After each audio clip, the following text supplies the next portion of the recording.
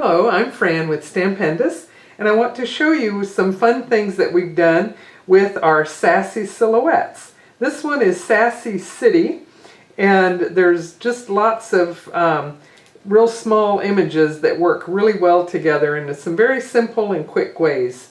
So we had the wonderful map of Paris as the big stamp, and that made a really nice card just in black and white with a pop of color.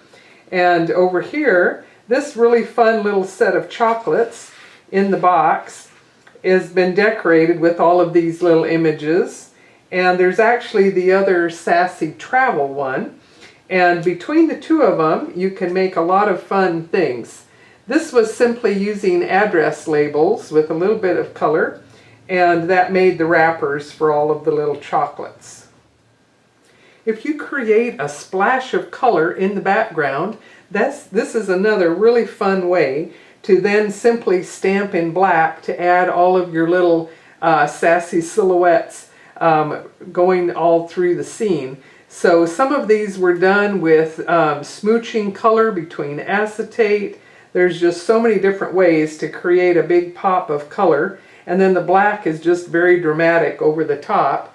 Here using some of our other clear sets with the large words makes a very simple, quick combination. Here you can see a variety of different things that I've used to create a splash of color, whether you have inks in a dropper or whether you can use your applicators to create a gradient pattern and then spritz it using more or less water. Some of these are on Bristol, others are on a watercolor paper. You're going to get different effects with all of that. And some of these are inks on a glossy paper, and other ones are just big watercolor washes. So any of those things are going to give you a unique little monoprint that can then be stamped with other of the silhouette and the large words and stuff on top.